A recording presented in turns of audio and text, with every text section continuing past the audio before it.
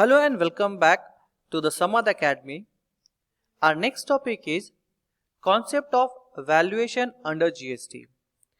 Concept of valuation under GST, तो अगर हम सिंपल लैंग्वेज में समझे तो वैल्यूएशन मीन्स वो वैल्यू जिस पे हम जीएसटी कैलकुलेट करें।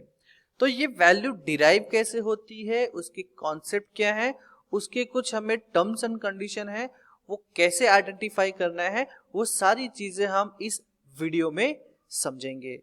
So let's start.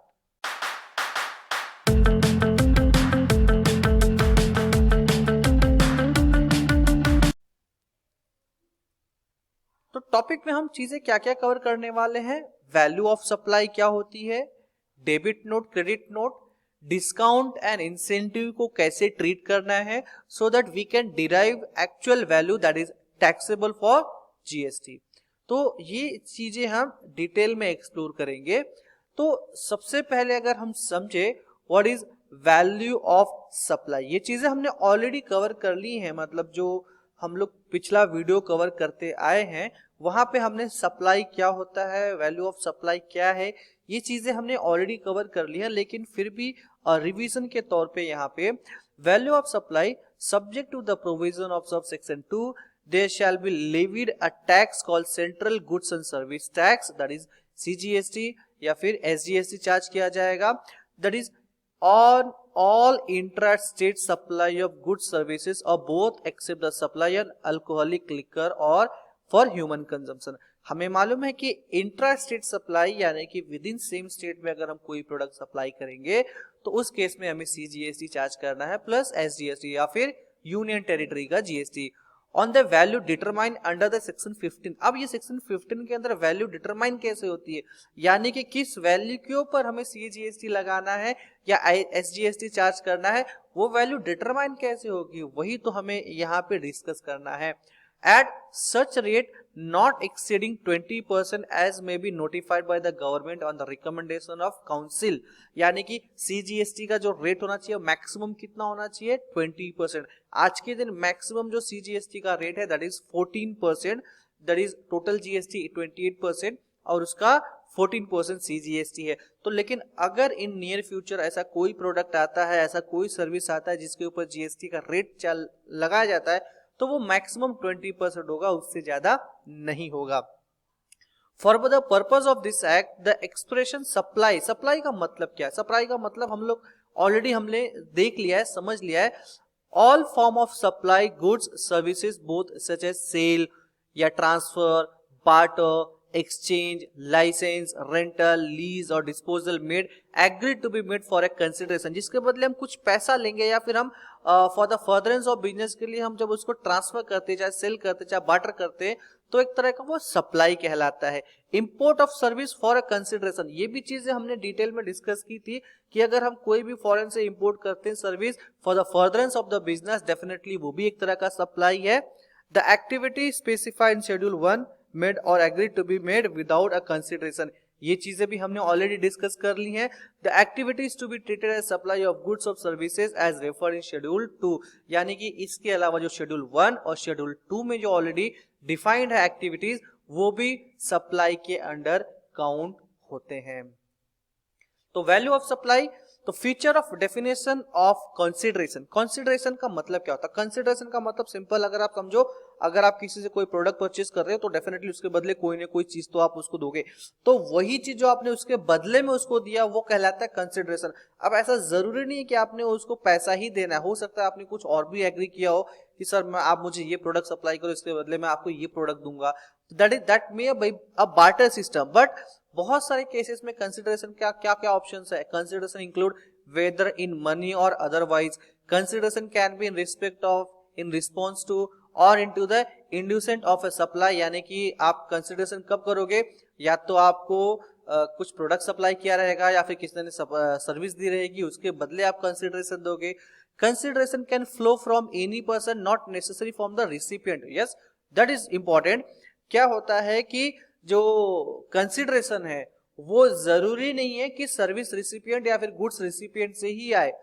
एग्जाम्पल के तौर पे, फॉर एग्जाम्पल, बेस्ट एग्जाम्पल, जब आपने कॉलेज में स्टडी की थी या फिर स्टूडेंट में स्कूल में स्टडी की थी, तो जो स्टडी का जो रिसिपिएंट था, जिसको पढ़ाया किसको गया, आपको पढ़ाया गया, बट फीस किसने पे किया, फीस आपके पेरेंट्स ने पे किया।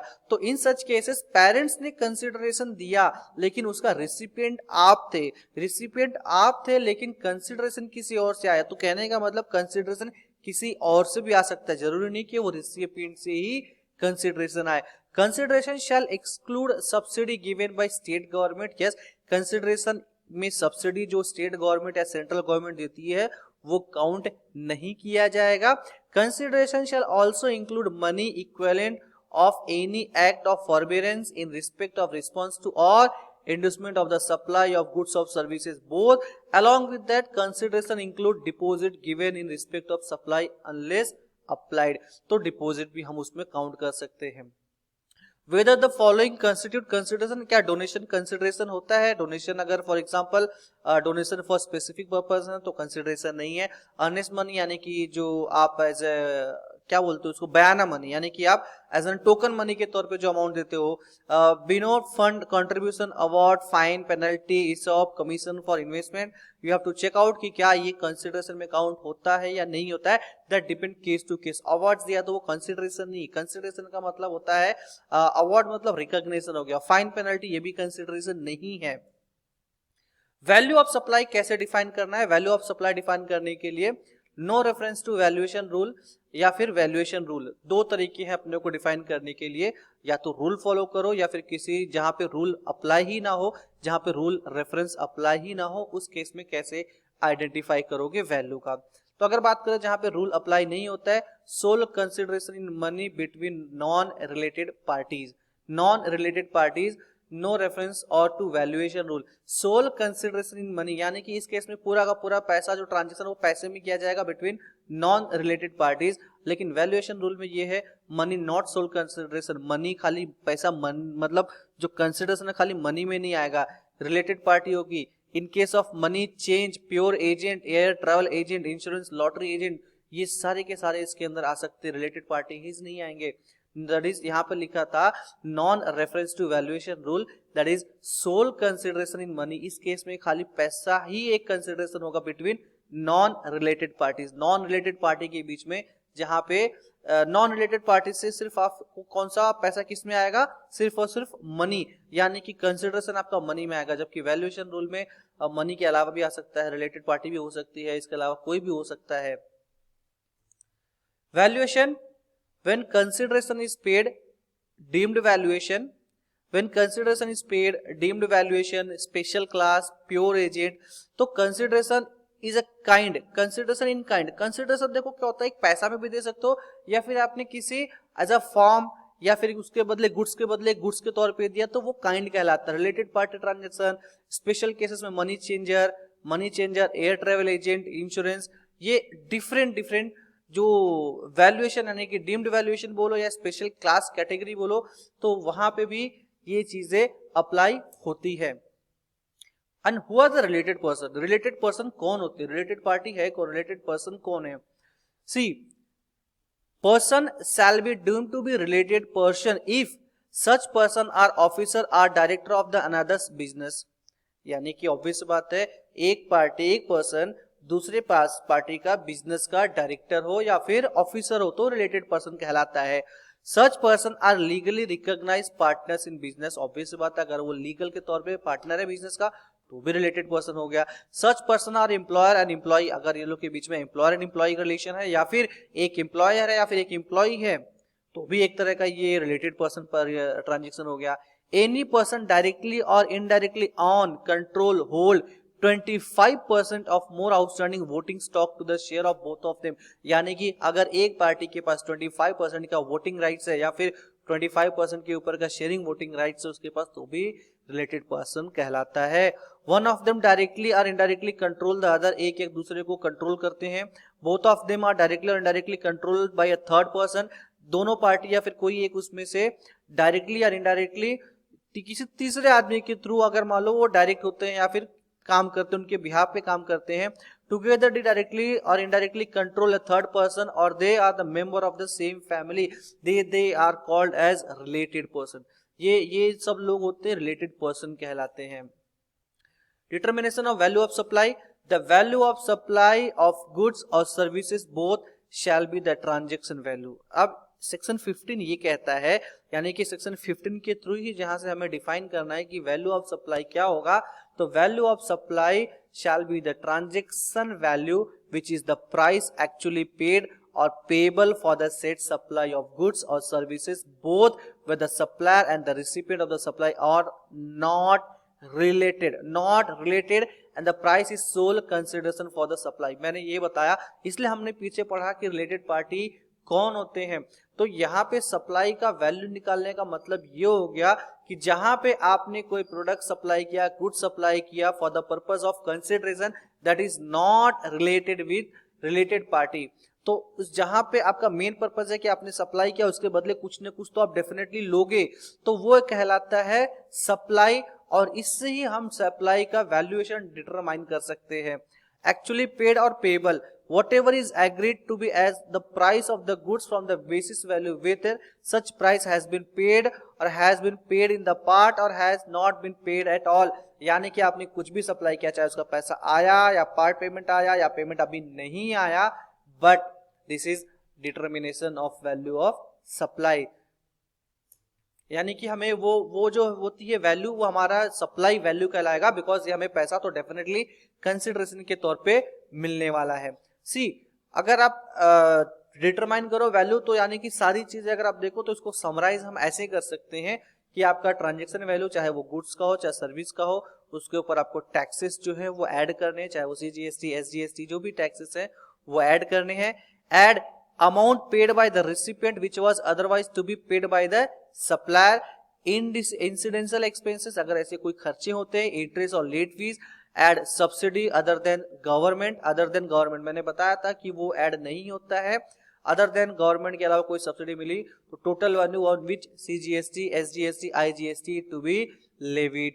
यानी कि आपको डिटर्मिनेशन यानी कि वैल्यू ऑफ सप्लाई निकालनी है, तो सिंपल लैंग्वेज में एग्जांपल आप समझो। एग्जांपल, आप कोई भी प्रोडक्ट सेल करते हो, लेट से अगर आप कोई कंटेनर या फिर एक ट्रक में प्रोडक्ट सप्लाई करते हो एक लोकेशन से दूसरे लोकेशन, तो 1000 रुपीज लेट से अगर आपका प्रोडक्ट एक से जगह से दूसरी जगह जाता है, 1 लाख रुपए का प्रोडक्ट है, तो 1 लाख रुपए का प्रोडक्ट तो आपने इनवॉइस दे दिया, लेकिन जो उसमें ट्रांसपोर्टेशन चार्जेस है क्या वो आप सामने वाली पार्टी से कलेक्ट करते हो। लेट से 10,000 रुपीज आप सामने वाली पार्टी से कलेक्ट करते हो, तो डेफिनेटली आपका 1 लाख रुपया प्लस ये incidental charges because of supplying of the product from one location to another location, तो ये इंसिडेंशियल एक्सपेंसेस है, तो डेफिनेटली आपके ट्रांजेक्शन वैल्यू में 1 लाख में ये भी 10,000 रुपया ऐड होगा।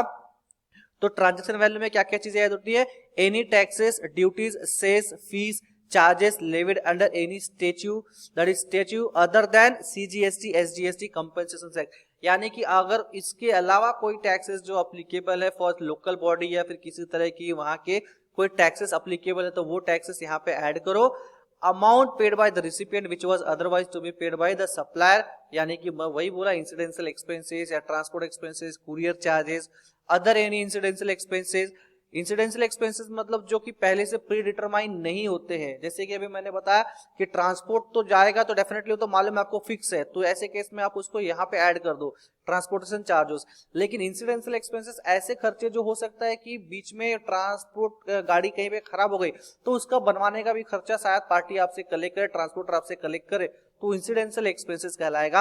इंटरेस्ट और लेट फीस, पेनल्टी और डिलेड पेमेंट, अगर पार्टी ने पेमेंट लास्ट टाइम लेट किया था उसका इंटरेस्ट भी ऐड करना है, तो वो इंटरेस्ट भी आपके ट्रांजैक्शन वैल्यू में ऐड होगा। Subsidy given other than government, तो ये जाके आपका टोटल वैल्यू डिराइव होता है जिसपे CGST SGST या IGST चार्ज किया जाएगा। This is determination of value of supply on which you have to raise CGST SGST और IGST इनवॉइस।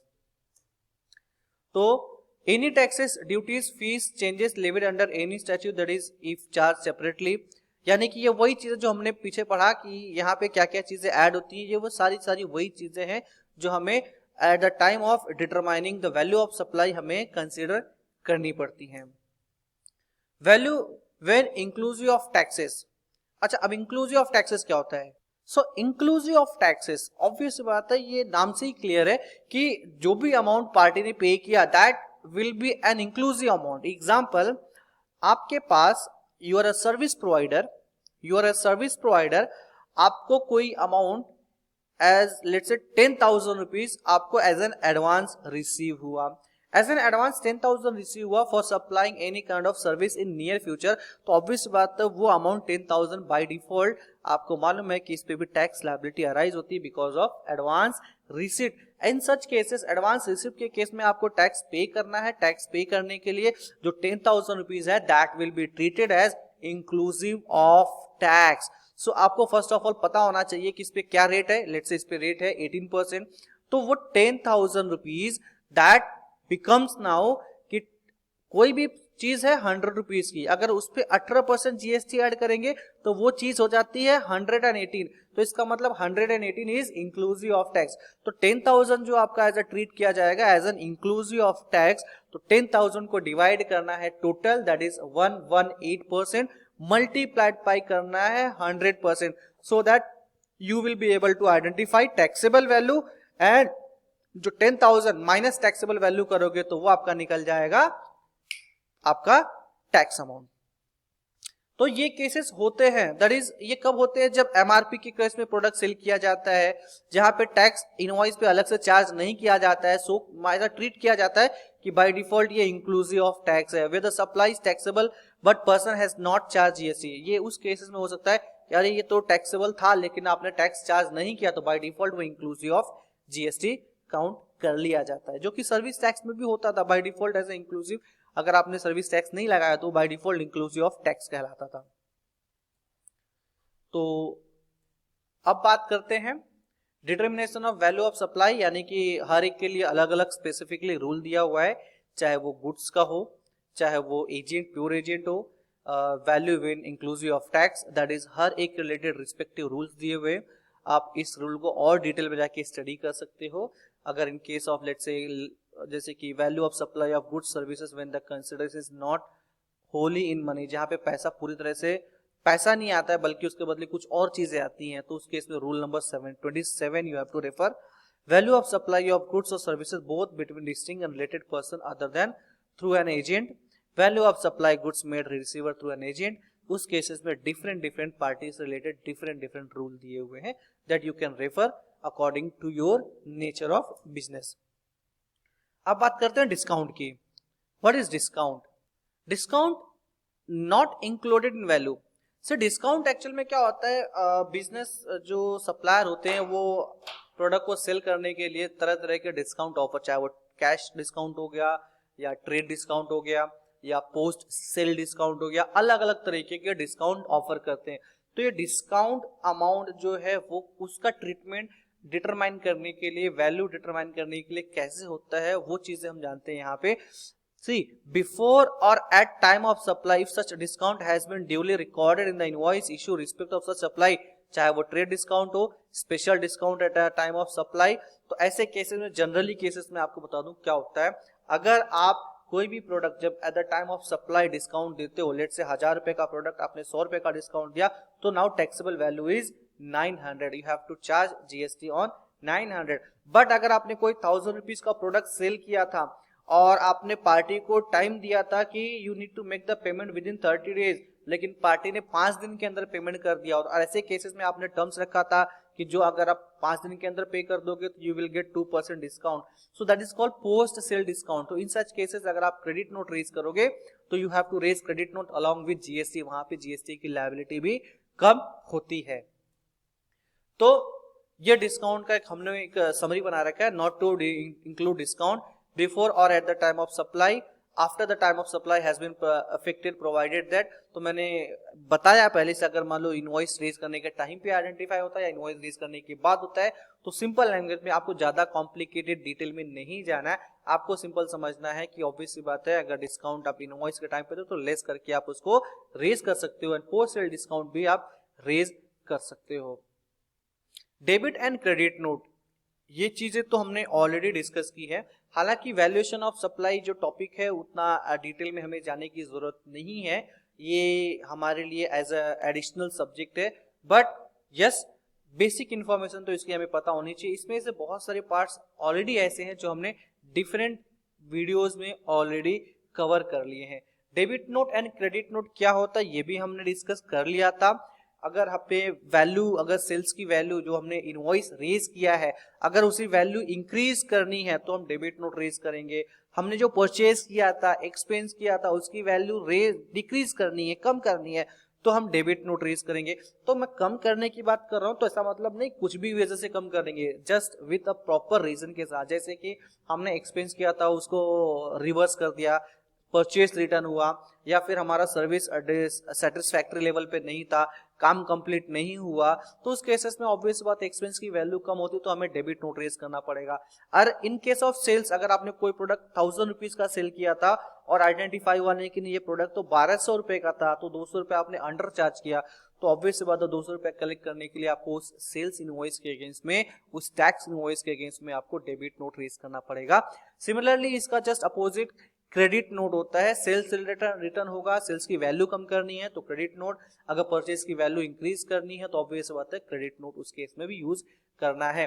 तो डेबिट नोट और क्रेडिट नोट के लिए टर्म्स एंड कंडीशन ये है कि क्रेडिट नोट आप रेज कर सकते हो post sale discount, different cases में, correction in invoice, sales return, different option में यूज कर सकते हो, बट क्रेडिट नोट की टाइम लिमिट दी हुई है। क्रेडिट नोट की टाइम लिमिट क्या है? क्रेडिट नोट की टाइम लिमिट है कि अगर कोई भी फाइनेंशियल का सेल हुआ है, लेट्स से अप्रैल 2019 टू मार्च 2020 का अगर आपका सेल है, तो उसका क्रेडिट नोट नेक्स्ट ईयर के सितंबर के रिटर्न तक आप उसको एडजस्ट कर सकते हो। एक बार सितंबर का टाइम डेट निकल जाता है तो सॉरी वो आपका लैप्स हो जाता है। सिर्फ आपको अकाउंटिंग एंट्री रिकॉर्ड करनी होती है, जो उसमें टैक्स अमाउंट का रिवर्सल था जिसका आप बेनिफिट क्लेम करने वाले थे, वो आपका लैप्स हो जाता है, वो आपको उसका बेनिफिट नहीं मिलेगा।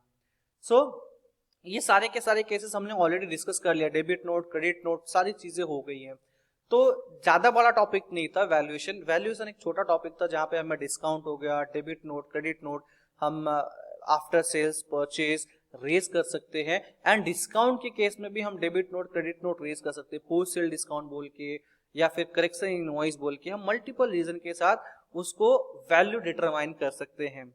सो ये छोटा सा टॉपिक था, जस्ट छोटा सा हमने एक्सप्लेन किया, हालांकि उसकी इतनी इंपॉर्टेंस नहीं थी, बट इस लास्ट टॉपिक, इसके बाद का अगला वीडियो जो है वो लास्ट वीडियो है of the topic, and definitely आप वहां पे कवर करो। देन आफ्टर हम लोग कंप्लीट करेंगे एमसीक्यू, एंड जाके फिर अपना ये पूरा वीडियो कोर्सेस जाके होंगे complete. So see you in the next video. Thank you.